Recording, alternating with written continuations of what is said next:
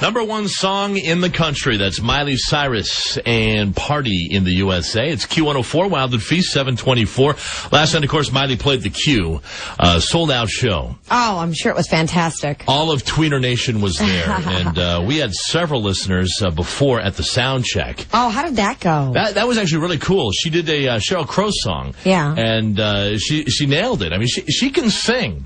That's the thing I think people don't realize. If you're not a true Miley Cyrus fan and you think, well, she's just some little tweener Disney thing, she's good. And she can really, truly sing. That's cool. It was really a pleasure to meet her. And we got to see her away from the handlers. We went into a private room backstage beforehand and sat down and talked with her. And I can tell you on and off the mic, I mean, she is the real deal. It was hard to believe I was sitting across from a 16-year-old. Wow. But this is our exclusive interview from yesterday before the concert. Miley Cyrus, it's got to be pretty cool to have already a successful movie, a successful TV show. But how cool is it, seriously, to have the #1 song in America right now? Awesome. We're really stoked. We worked really hard, and I'm really just kind of like proud of everyone that's like kind of everyone's really accepted me as like an artist and like hearing this song. People that weren't as into my music before kind of hearing it now. So that's really cool. That makes me really happy.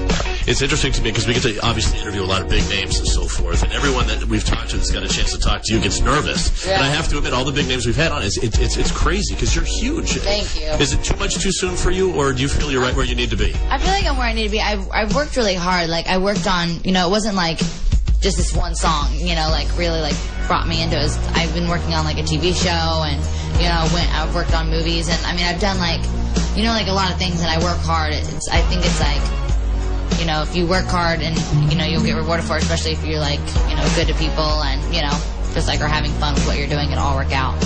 What do you like doing best? Movies, TV show, recording, or live music?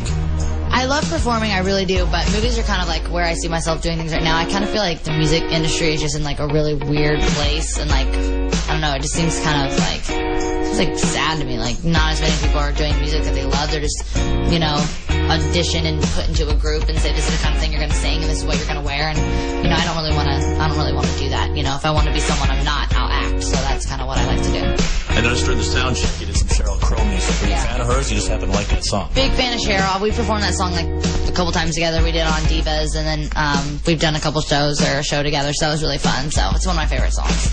You've obviously been interviewed by many, many people. You get asked a lot of really stupid questions. What annoys you during interviews? What don't you want to talk about? The worst question is like, what's it like working with your dad? I'm like, all right, it's like great. It's the same thing as like living with my dad. Like, what kind of relationship do you have with your dad? Like, good? I don't know. So that's kind of what like drives me crazy because I think people are expecting me to say, oh, it's so bad, and like, yada yada, and I don't get that. Like, I'm not going to be that like obnoxious kid that's like, my dad didn't do anything to me. My dad's just my dad, you know what I mean? So that's like one of my least like favorite questions.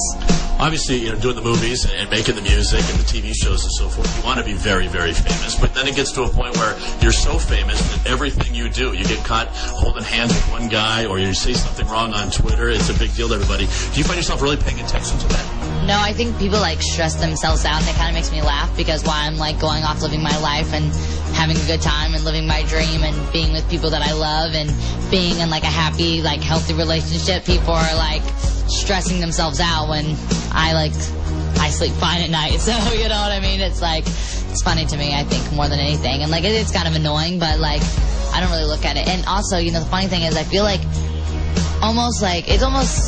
it's very similar. Like with your job, like you hear that stuff every day, and you hear like all the new gossip and yada yada. And where I am, I hear all that stuff too because we're surrounded by it. People that aren't surrounded by it, I don't think care or check up near as much. Like my friends in Nashville are like, I've never heard any of that stuff. And it's like because they're not in the industry, they're not around it.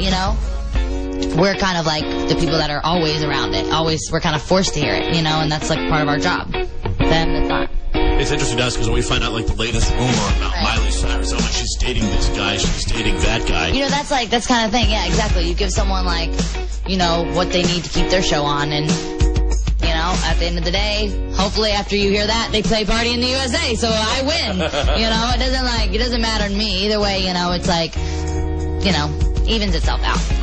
Obviously, you make a lot of money. You've been very successful. What do you gauge your success on? I think, I don't know. I get really stoked when I hear, a show sells out. That's kind of, gets me the most excited. I get real pumped when I know that we have a sold-out show. As Miley Cyrus last night before her concert at the Q. So neat to talk to her. It really, truly was. We're going to have more with her coming up in just a couple minutes. It's 7:29 at Q104. Tonight.